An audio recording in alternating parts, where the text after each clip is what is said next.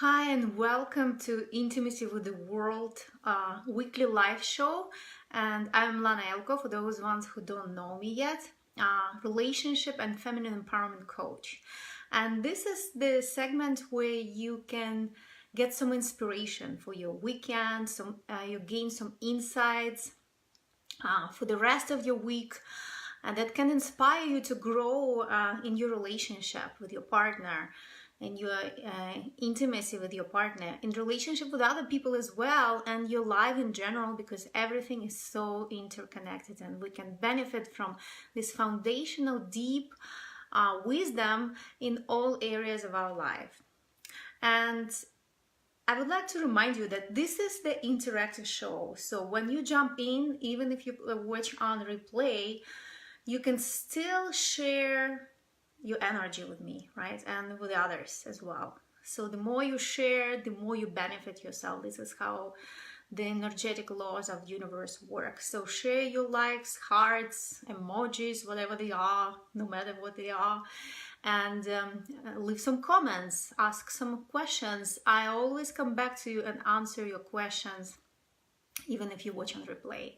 And another thing I want to inspire you to do is to share this video with women and maybe men who you feel benefit from it, or who need to hear today, because this is how we can spread love and empowerment, and we can help others to grow in their power and grow in our relationship, beautiful relationship together. So be the agent of empowerment and share this video.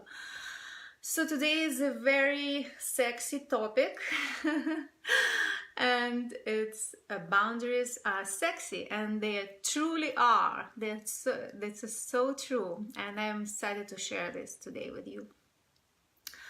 So some women, like I will just emphasize, I will speak about women, but many men can relate to that as well. So many women, I work with many women, and what I see that they're afraid to have clear and firm boundaries because they're consciously or subconsciously afraid to hurt somebody else's feelings.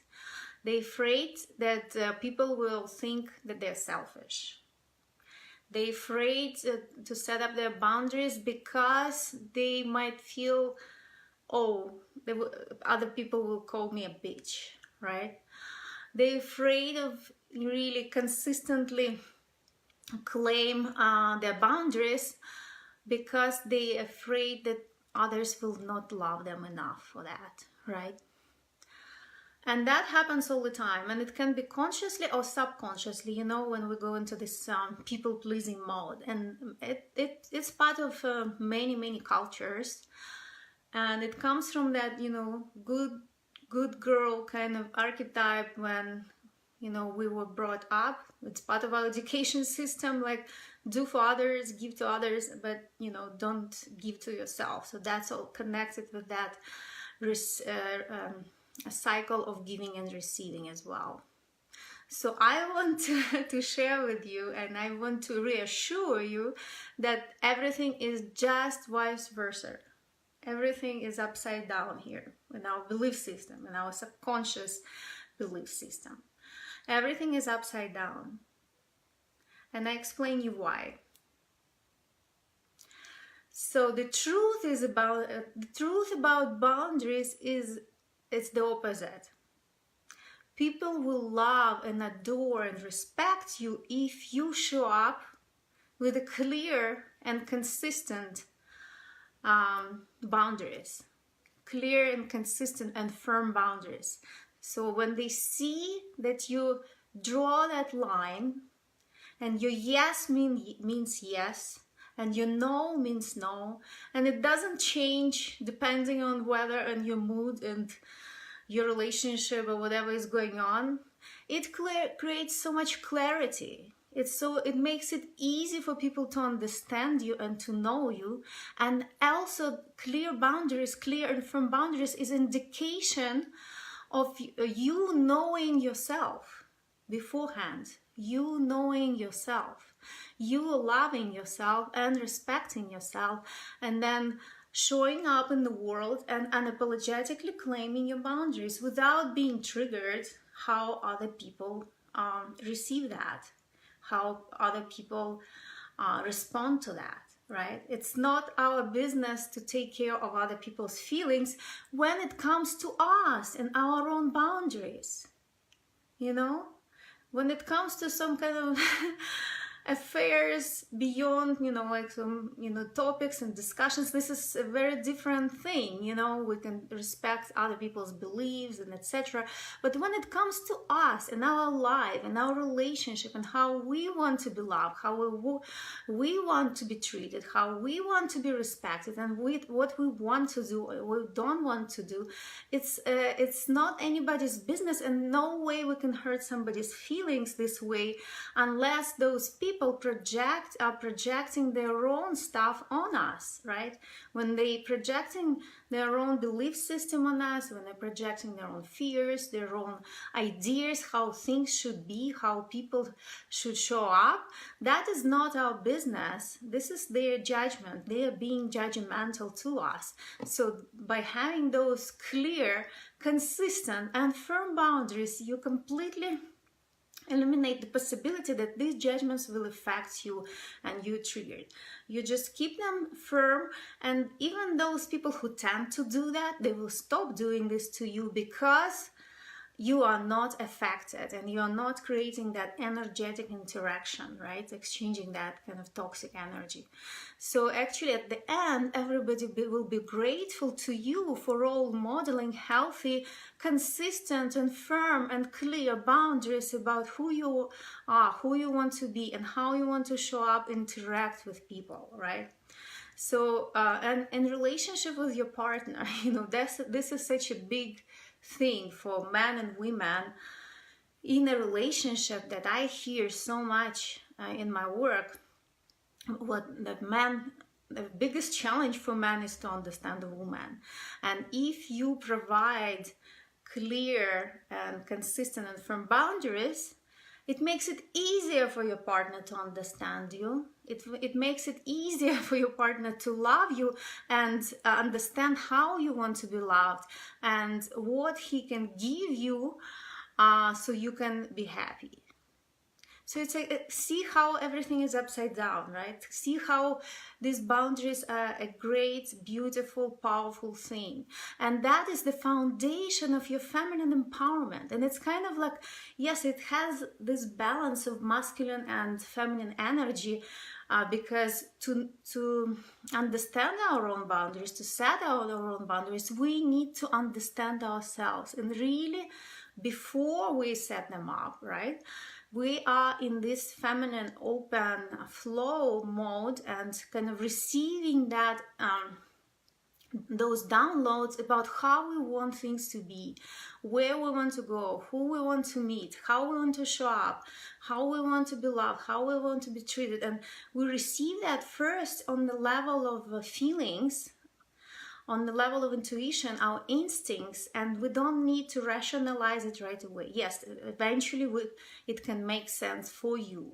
But what I encourage you to do, to never apologize for your boundaries, even if you can't explain them rationally right away. Another huge thing that I feel it's a big mistake that many women and also men made is that they think they have to prove that their boundaries make sense. They think they have to prove to others that their boundaries make sense. They think that's their obligation. Well, I give you permission to completely drop this agenda and completely give yourself permission not to prove to others why you set up these boundaries. They might come from a deeper place. They might make sense on a deeper intuitive energetic place, and you don't need to explain everybody why you have these boundaries. It's your business and it's your right to have them without explaining and proving, right?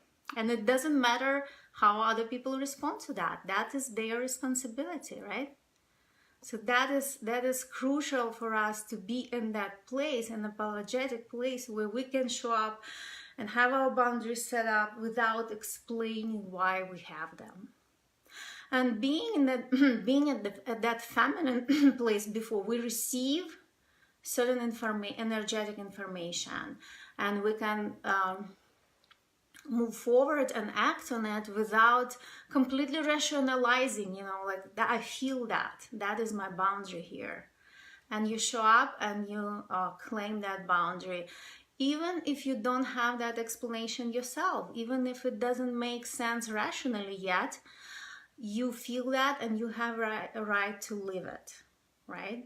And that is how we balance, how boundaries is a balancing between masculine and feminine. First, you receive that feminine, right? It doesn't feel right. Something doesn't feel right. So you say no to that, but you don't have that explanation yet. However, you use that kind of masculine energy to externalize it and say that no. And that kind of masculine drawing that line and having that boundary. So feminine is receiving, and masculine kind of claiming and drawing externally, right? So this is how the collaboration within ourselves, how we create those boundaries and claim them, right? Another one, it is very important to understand that our boundaries come from the place. Hi May Christine, welcome. Our boundaries are always, how Geo, based on how we feel, and it's not about anybody else rather than us.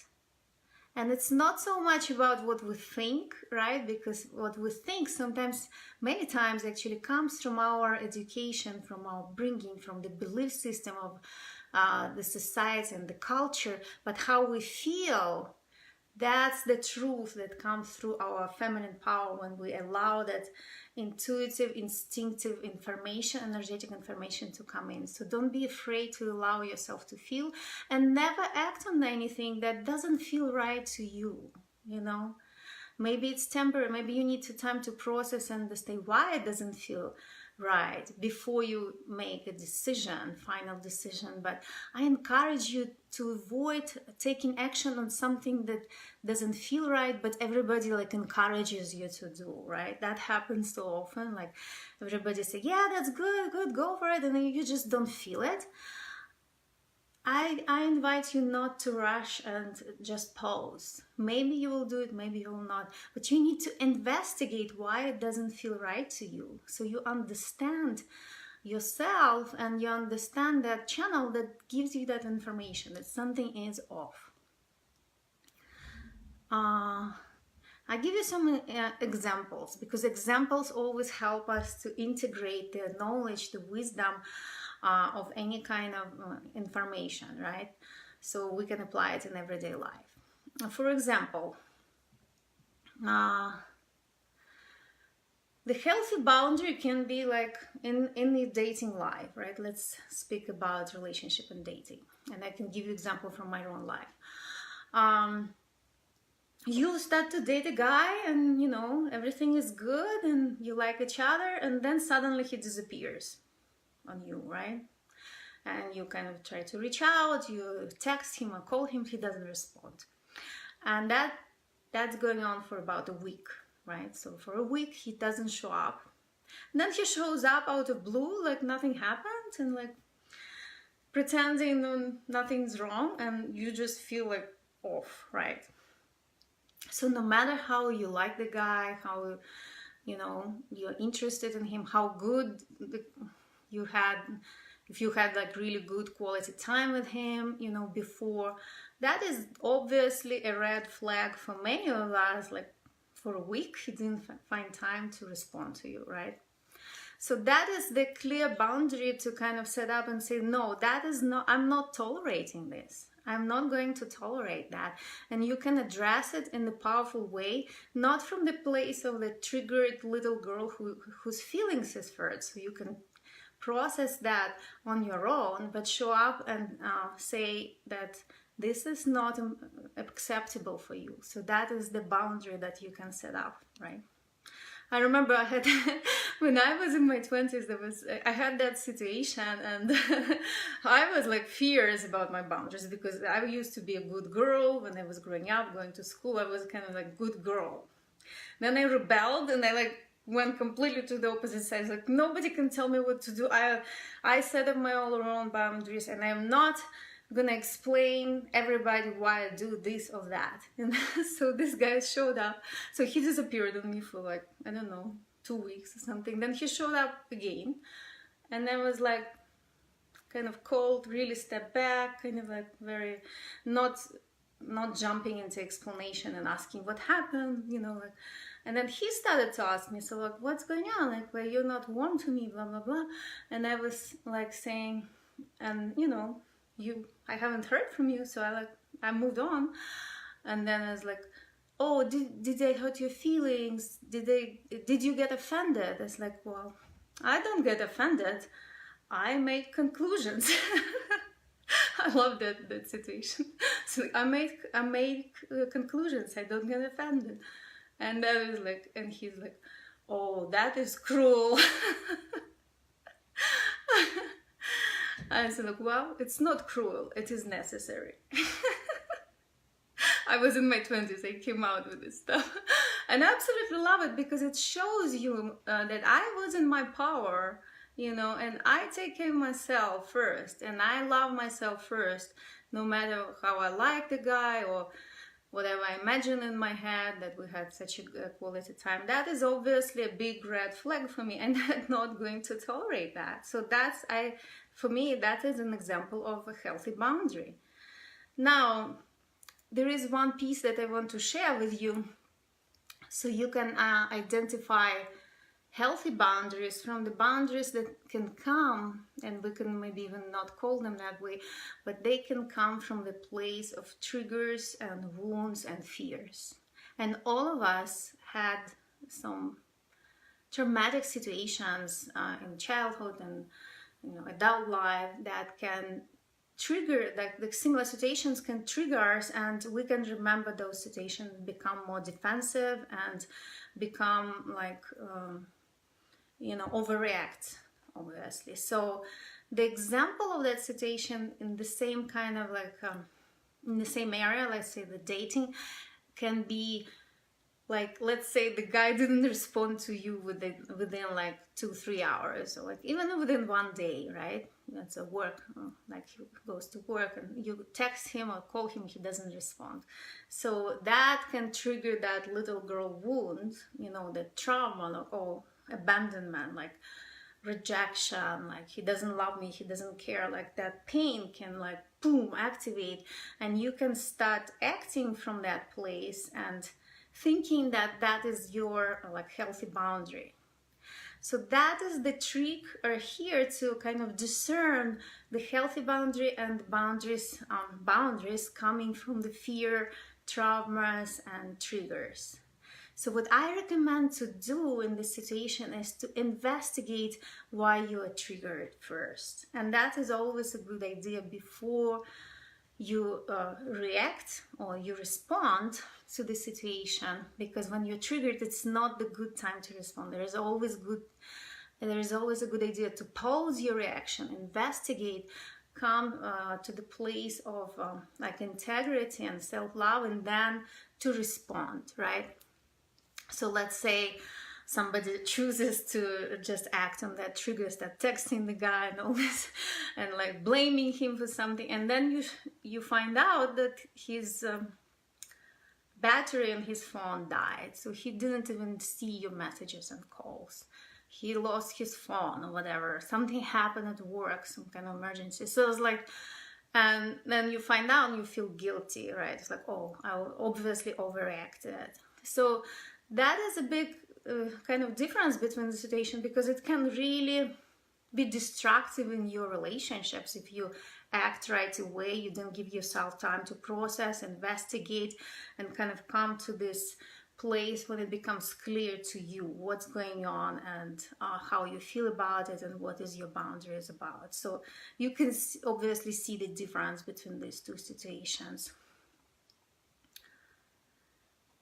And the last piece that I want to share we constantly generate new boundaries, so you can't have like them all set, you know. It's an ongoing process, and you will always have situations when you didn't expect to have, and you don't have boundaries for that particular situation. That happens all the time, including that the old boundaries can evolve with time. They can be more defined, more clear, more like graceful when you act on them and practice them.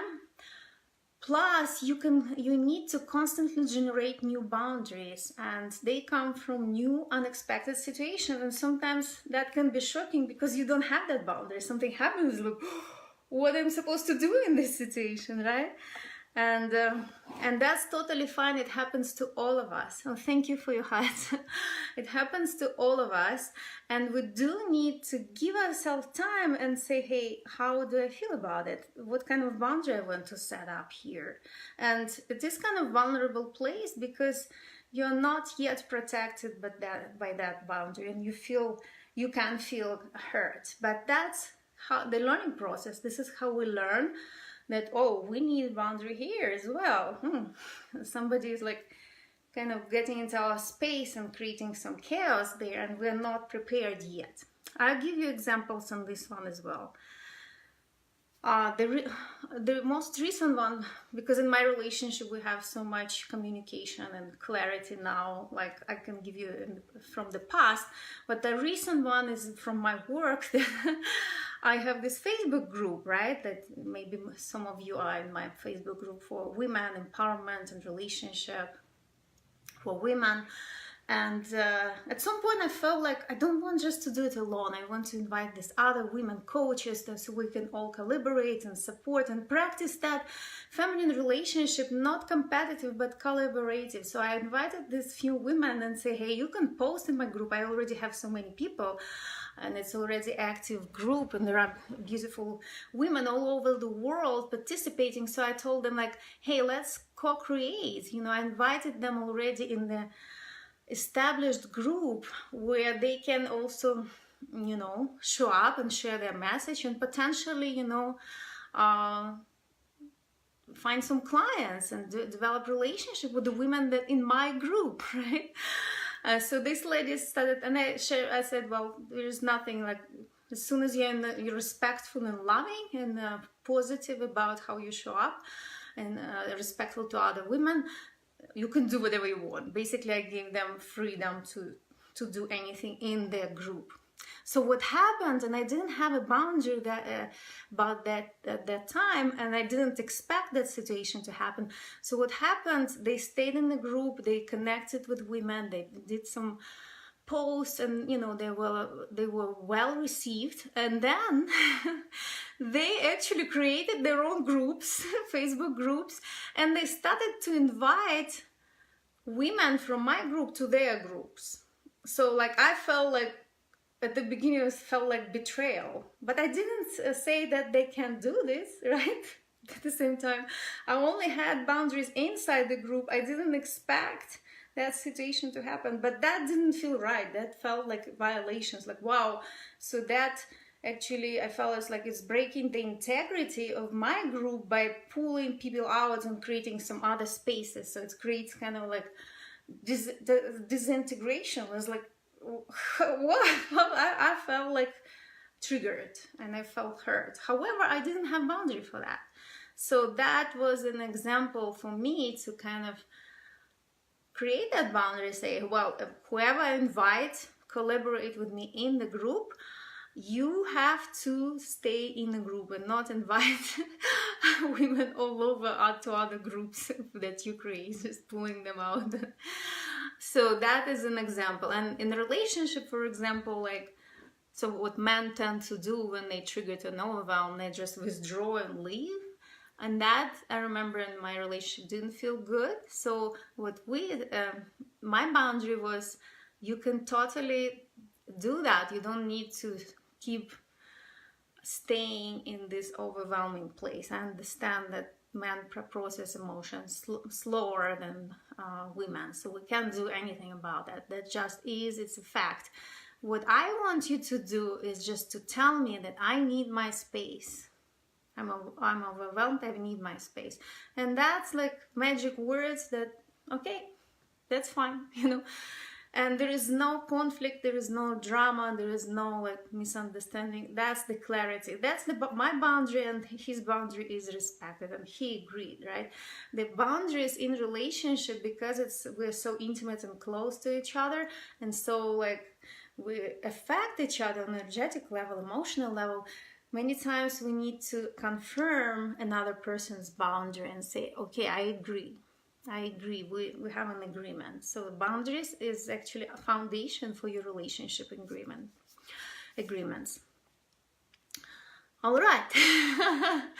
This is what I wanted to share with you today. And I still invite you to, maybe if you're watching replay, share your comments, share your questions, share your emotions through the emojis. And you can also reach out to me privately through private messages, and share this video with women who need to hear that, because lack of boundaries creates so much pain and unnecessary suffering in our life and relationship, and it can completely change everything in our life. I wish you a great day. Thank you for being with me today. And I wish you a great weekend, and I talk to you soon. Bye-bye.